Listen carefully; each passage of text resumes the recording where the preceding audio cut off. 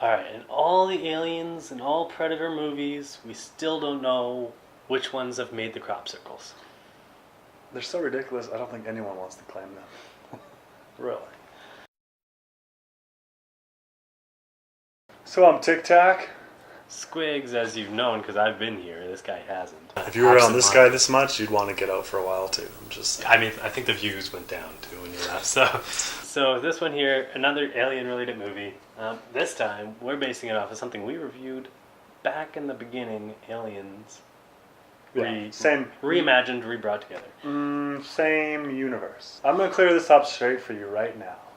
Aliens takes place on LV-433 or something like 424, something. This guy's going to get specific. 424, I think. I might be close, I might be off, who cares? But LV-233 is where this other event takes place. Those are planets for those of you who are like me that don't really understand that. Yeah, those are planets.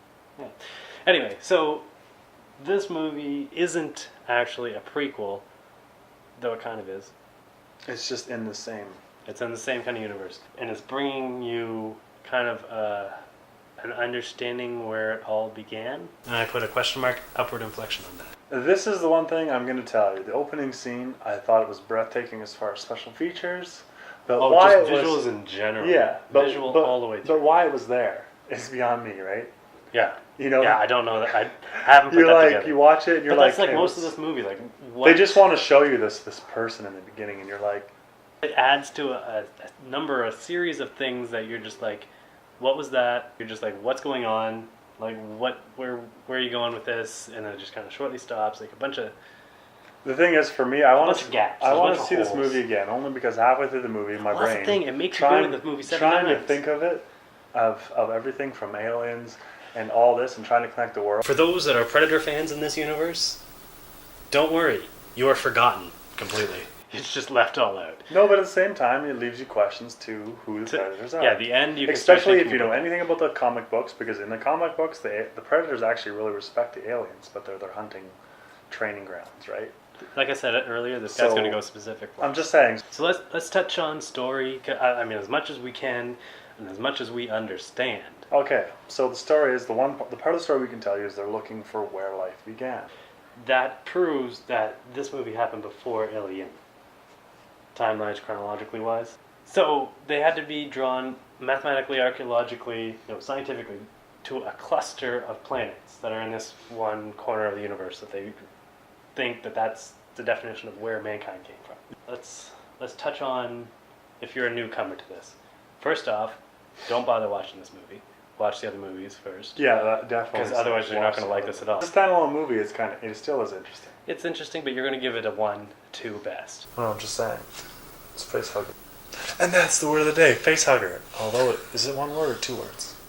It is a creature. It's a creature. It should be 1 word. Yeah, so we're going to call it 1 word. Facehugger. And so much of it is just start and stop of different plot gaps. Yeah. I mean, kudos. You make me want to see this movie 1,000 times, and you're probably going to successfully do that to a lot of people, especially the fans. You get so caught up in the visuals. Like, they are absolutely phenomenal. You're just stunned by this visual. But let's get on to actors. Yes. Idris Elba that I wanted to talk about. Can you talk about Idris? I like him in pretty much everything. And what else? He plays like some movies he's been in. Well, he's in The Losers. Thor. Oh, look at that. There you go. More recent. Because he brings in this kind of a dark anti-hero type character.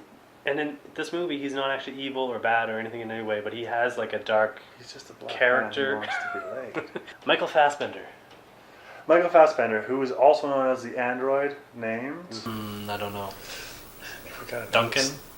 Deli.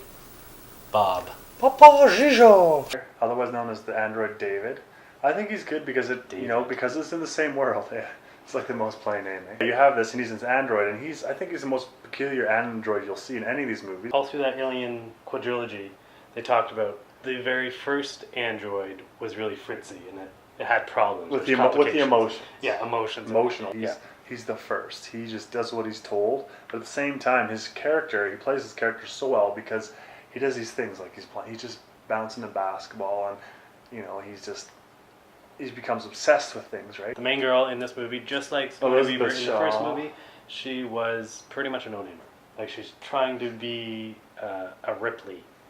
I think she did a good job. You know, thinking of the story, thinking of her situation, when she goes into How that she chamber. develops. Well, how she goes into that chamber too, and then she just, it's like, I think There's she some did scenes okay. that, you can say that she is very mirror image of Ripley in a sense, because she has like that backstory Yeah. or whatever. Well, you they wanna do. They say. get as far as backstories, hers is the one you get into, right? I think you'll find out more if they make another movie because it's definitely open to that. It has to be open to that. I need an answer. Just so you know. Yeah. Let's go on to rating. What are you gonna give this one? Acting and taking everything into account, Especially the sci-fi, visuals that fixate on that one. I'm gonna have to give it a 4. Ooh. I liked it that much. A movie that makes me want to go back again. For whatever reason. It can't be a horrible movie. I'm gonna follow the same suit. I'm gonna give it 4 out of 5, making it 8 out of 10. Xenomorphs. On to the next review so you can face hug some of that popcorn. Oh! The popcorn impregnated you with its seeds.